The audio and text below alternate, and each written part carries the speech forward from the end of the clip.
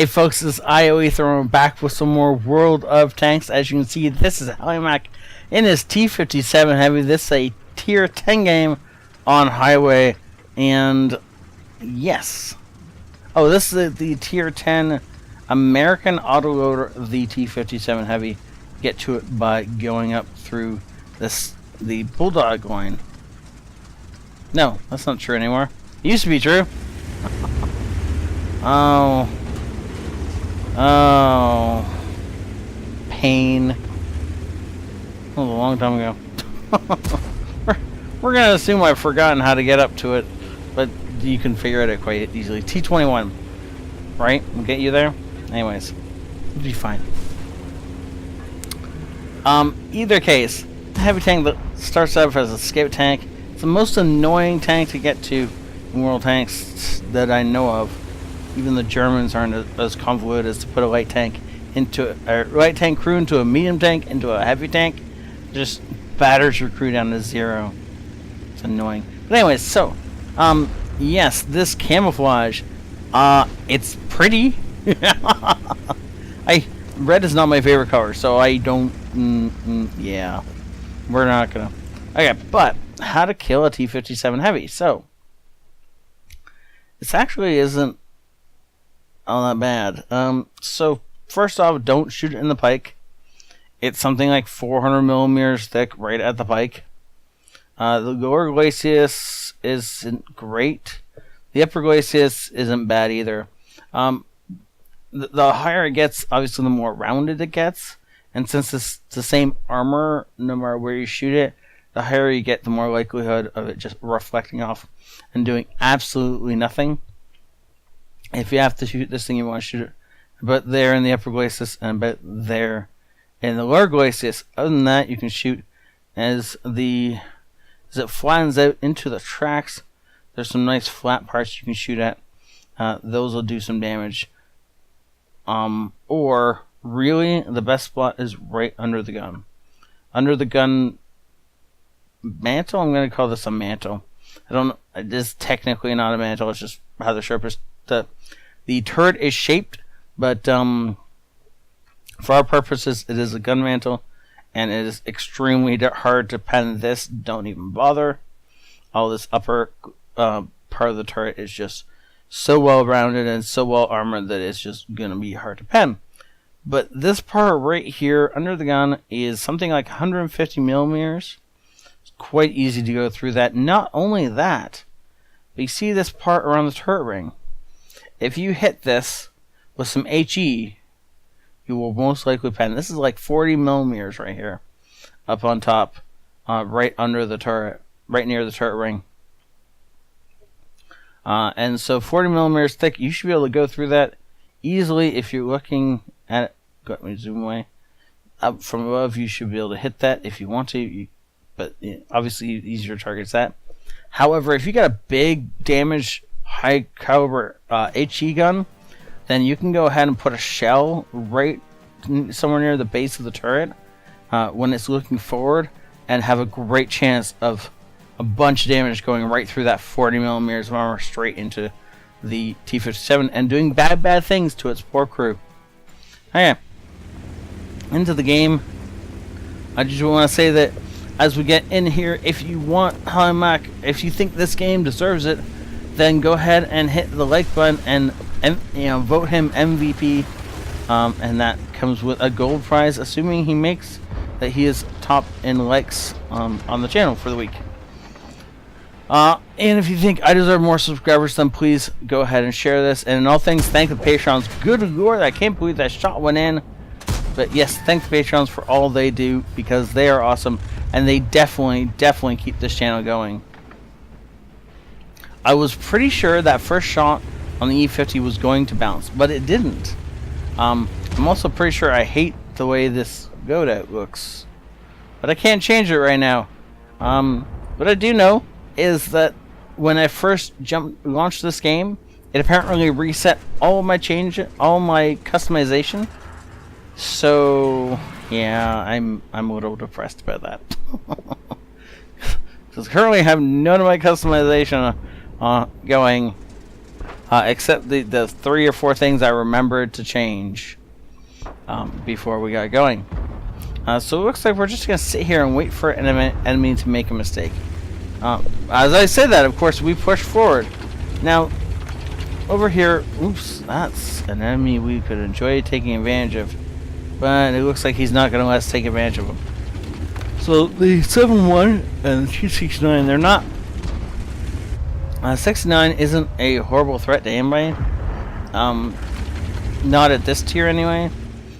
Oop, did I hit pause by accident? My bad, I didn't mean to. So we could charge over there and absolutely destroy him. And the 7-1 would get a few shots in, but it wouldn't be that bad.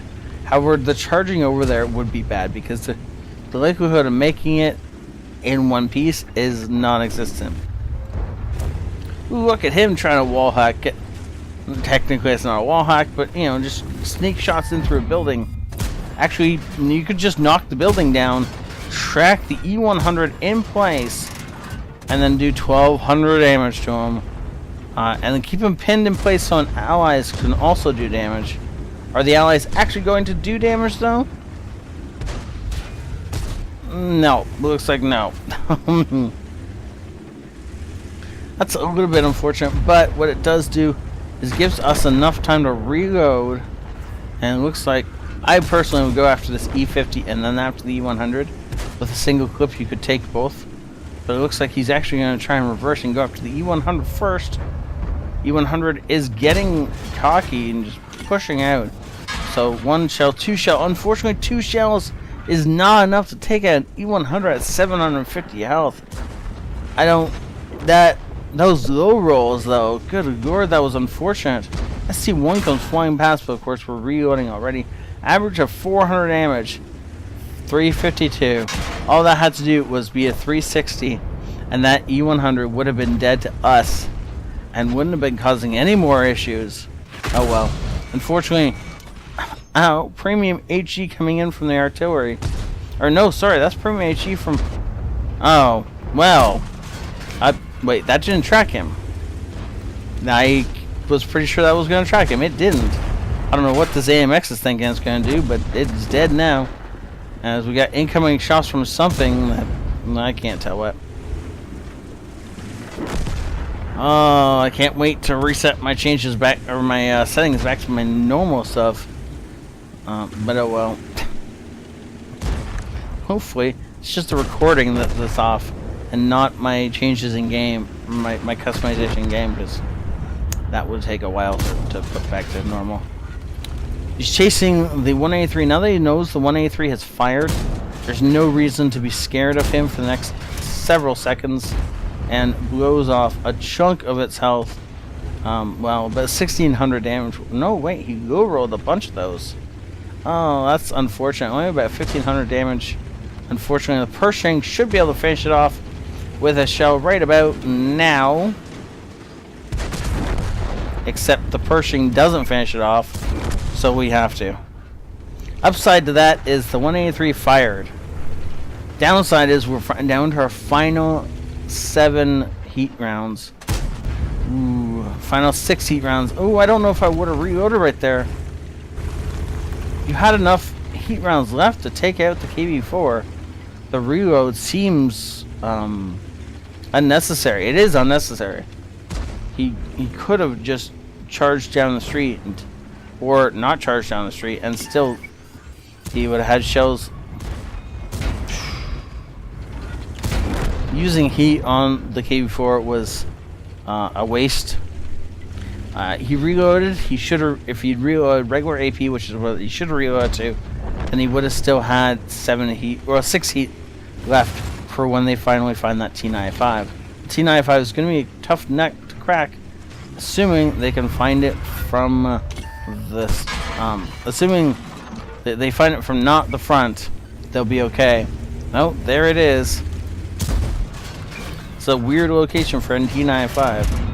Bouncing the shot from the Roomba, but unfortunately, because his first 2 shells were haphazard, he doesn't get to kill it, and it's just gonna roll on through with. Okay, well, the 103 is apparently running away. Nope, the Batchat does in fact take it out. Okay. His last 3 heat rounds, I don't agree with this. I think you should go to full clip, even if there are just normal AP rounds and not heat. 4 shots is always better than 3, but I understand why he's loading the heat. He wants to pen these shots.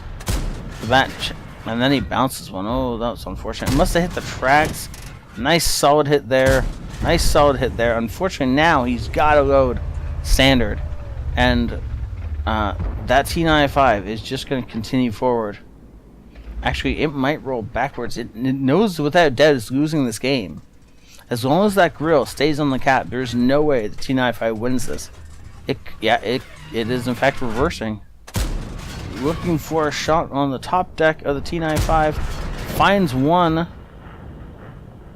Looking for 2. No, it's not likely to go in. Finds the commander's cupola. And then blind shots, but misses with the last shell. He's got 3 shells left in the tank. And then he's done. The Lorian's going in. If the Lorian screws this up, could be a dead Lorian. Nope. Lorian's got this dead to rights. And that is the end of the game. Well played. That has to be a ton of damage. Considering the fact that he used all his shells, I can't bet there's many left in the tank. Or, you know, he didn't get a ton of damage, that's what I meant to say. Any left in the tank? I'm bright. I swear I'm bright. Okay, let's jump over and see his results. Mastery Badge First Class, Bruiser, Duelist, Fire Effect, Shellproof, Spartan, High Caliber. Well done, and good lord, those credits. I'm sure that's not what he walked away with, considering how much heat he spammed. But well done, sir. Well done. Total 7,000. Pretty much 7,700 damage dealt. Wow. Just wow. And good lord, the amount of experience he earned. Well done. 12 or almost 1,200 damage. 33 of 36 shells fired. 22 went in, and just a ton of damage blocked. I mean, most of the time you're happy if that's your damage done. Never mind, that's your damage blocked. Well done for 8 minutes combat. Completely worth it. A ton of payouts because of the fact that he's running bonuses and reserves and the like. Well done. He still makes a ton of cash even after all that. That is impressive. Would have been more impressive had he, got to keep a little more of that, but that's just how it goes. Sometimes you have to fire all the gold even if you don't want to. And I guarantee, even if he hadn't fired it at the AK before, he would have been firing it at the T95 at the end. So, well done, Hollymac. Thank you so much for sending this in. If you guys think this deserves an MVP, then go ahead and hit that like button. If you think I deserve more subs, then please share this. And all things, thank the Patreons, for they help keep this place running, and they definitely deserve our thanks. So, yes, I will see you over this ioEther out.